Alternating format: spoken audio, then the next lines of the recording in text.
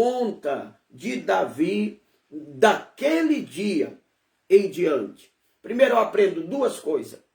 Quando Samuel vai ungir Saul a rei, ele vai ungir Saul com um vaso. Ele pega o vaso e unge Saul. Está lá em 1 Samuel, capítulo 10. Quando Samuel vai ungir Davi, ele vai ungir Davi com chifre.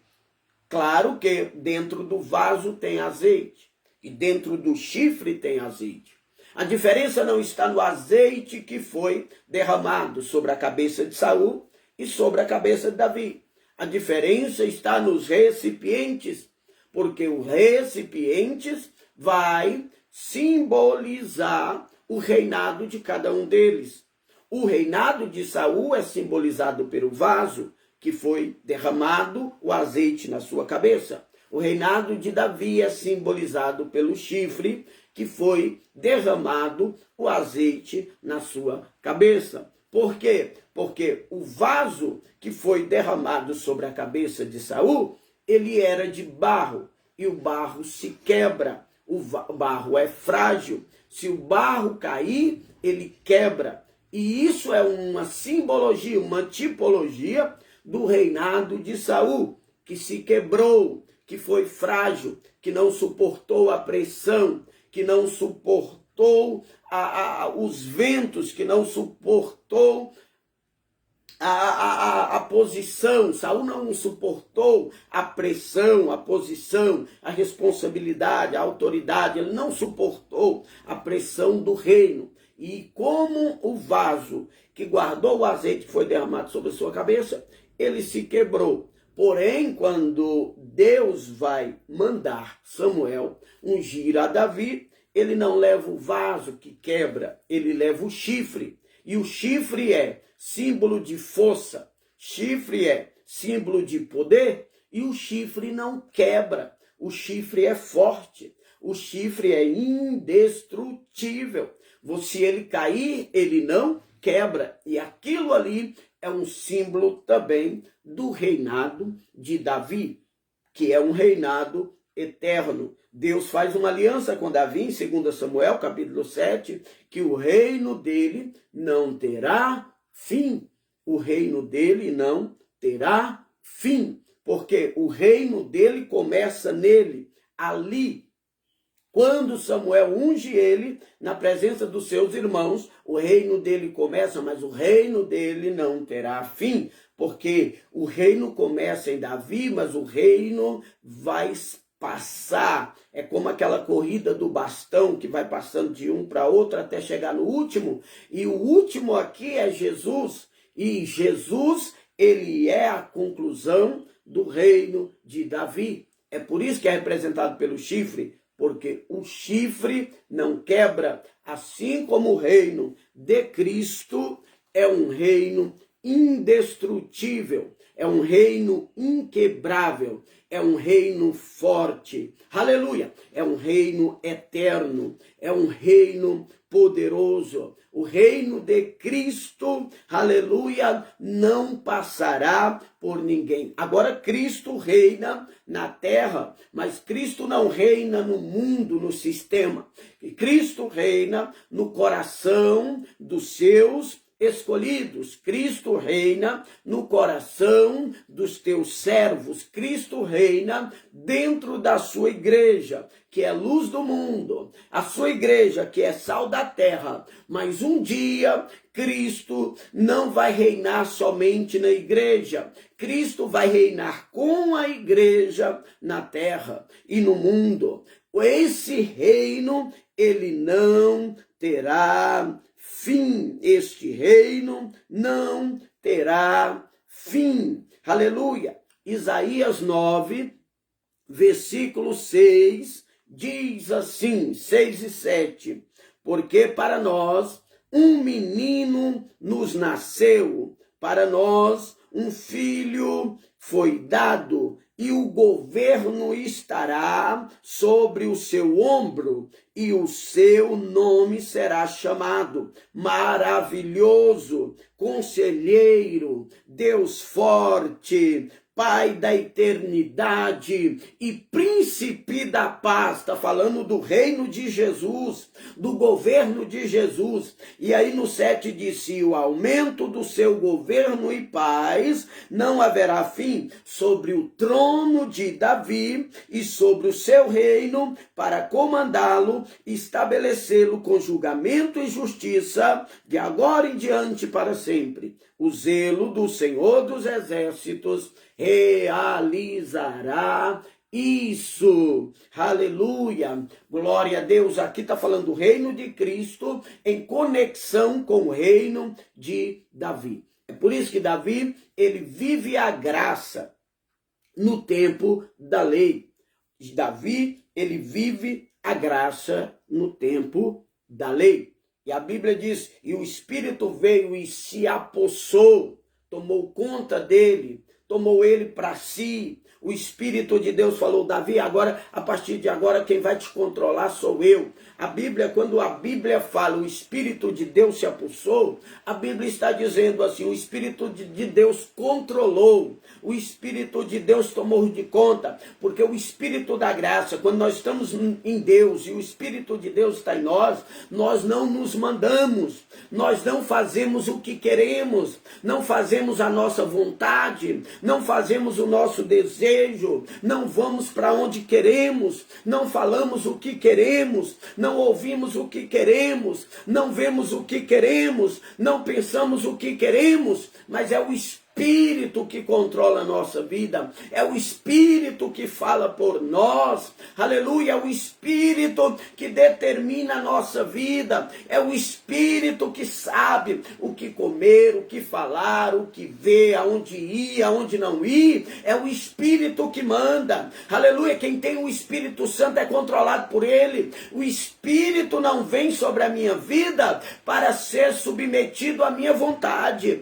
o Espírito não vem sobre a minha vida para ser um servo, um subordinado ao meu desejo, às minhas concupiscências. O Espírito só vem se for para controlar, o Espírito só vem se for para dominar, o Espírito só vem se for para mandar, o Espírito só vem se for para determinar. Não existe, irmão, eu ter o Espírito Santo e mandar em mim mesmo. Não existe eu ter o Espírito Santo e fazer o que eu quero. Não existe eu ter o Espírito Santo e ir aonde eu quero. Não existe eu ter o Espírito Santo e fazer e falar o que eu quero. Aleluia. O Espírito, quando ele chega para mandar, ele chega para controlar. E o Espírito se apossou de Davi. Jesus disse aos seus discípulos em Mateus capítulo 10, aleluia, e vocês serão perseguidos, açoitados, e serão perseguidos, açoitados, afrontados nas sinagogas, mas vocês não se preocupem com o que falar, porque o Espírito Santo naquela hora falará por vós, aleluia, porque o Espírito controla, o Espírito manda, o Espírito comanda. O Espírito não vem para ser, aleluia, neutro em minha vida. Ou ele vem para controlar, ou ele não vem. Ou ele vem para mandar, ou ele não vem. Ou ele vem para fazer da forma dele, ou ele não vem. É assim, nós escolhemos como queremos que o Espírito venha sobre a nossa vida. Amém? Aleluia, nós estamos falando sobre o Espírito Santo. E é bom falar sobre o Espírito Santo. E a forma que o Espírito vem. A Bíblia diz: o Espírito veio e se apossou. Aleluia. O Espírito, ele vem com força. O Espírito, ele vem com força, ele vem com pompa, ele vem com barulho, ele vem chamando a atenção. E eu falava isso aqui, ó irmão, o Espírito Santo, ele não vem calado. O Espírito Santo, ele vem com barulho, ele vem com poder, como em Atos capítulo 2, a Bíblia diz, e veio do céu um som como de um vento veemente, impetuoso, e encheu a casa que eles estavam assentados, e foram vistos por eles línguas repartidas como de fogo, e todos foram cheios do Espírito, e começaram a falar em novas línguas, como o Espírito concedia que falasse, e eles começaram a falar em língua, a fazer barulho, a ser cheio do Espírito, e houve um alvoroço, e a cidade toda foi, aleluia, envolvida nesse manto, nesse mistério. A cidade de Jerusalém parou, recanta lá, bassurianda, labaia, a cidade de Jerusalém parou para ver, para ir, para contemplar esta maravilha daqueles 120 homens e mulheres cheios do Espírito. Por quê? Porque o Espírito chegou com pompa, com barulho, com alvoroço santo, mas um alvoroço bom, aleluia, aleluia. Ele chegou com barulho, o Espírito chega com barulho, ele chega chamando a atenção. O Espírito não desce, a pessoa... Não, o Espírito não desce, a pessoa... O que foi, irmão? Está passando mal? Não, estou recebendo o Espírito Santo. Não, o Espírito Santo, ele vem chamando a atenção.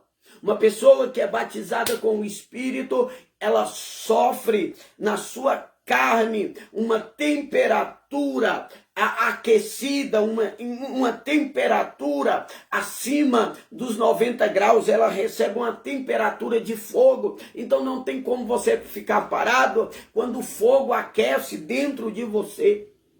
Você vai extravasar. Você vai receber um impacto espiritual.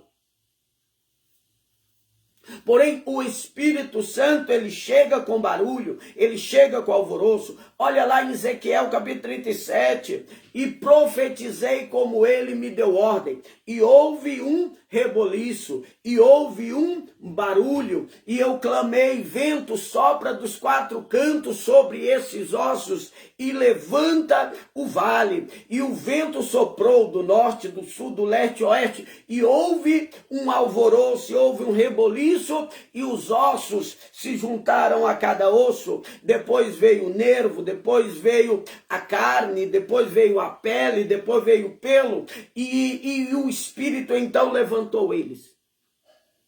Então o Espírito vem com alvoroço, mas o Espírito vai em silêncio. O Espírito vai em silêncio. A Bíblia diz que quando a Dalila disse a Sansão, olha, os filisteus estão vindo aí, quando ele tinha cortado seu cabelo, a Bíblia diz que Sansão disse, eu vou vencer como das outras vezes, eu vou destruí-los como das outras vezes, vai dar tudo certo como das outras vezes, eu vou ser vitorioso como das outras vezes. Aleluia! Mas a Bíblia vai dizer que Sansão não sabia que o Espírito tinha se apartado dele. Sansão não sabia que o Espírito, Juízes capítulo 15, versículo 20, diz assim, e ela lhe disse, os filisteus estão sobre ti, Sansão. E ele despertou do seu sono e disse, eu sairei como nas vezes anteriores. Ou seja, eu vou sair dessa de novo, como eu já saí outras vezes. E me sacudirei. E a Bíblia vem e diz assim, e ele não sabia que o Espírito do Senhor havia se retirado dele. Ele tinha perdido o Espírito, mas não tinha percebido a saída do Espírito. Ele não tinha percebido o dia, a hora, o momento e o tempo que o Espírito Santo tinha ido embora. Porque o Espírito Santo, ele chega com alvoroço, mas ele sai em silêncio. Ele chega com poder, mas ele sai calado. E nós não percebemos, às vezes, quando ele saiu. Assim aconteceu com Sansão, porque ele perdeu a sensibilidade do Espírito e ele não viu quando o Espírito foi embora, porque ele estava na lei. Assim foi como Saul, perdeu o Espírito foi embora e ele não percebeu que o Espírito tinha ido embora. E Saul ainda foi pior, porque além do Espírito Santo ir embora, o espírito maligno da parte do diabo vinha atormentá-lo. E ele ficou perturbado da cabeça. Por quê? Porque ele perdeu o Espírito de Deus. Aleluia. E é aí, irmão, que nós temos que tomar cuidado, porque nós nunca perdemos a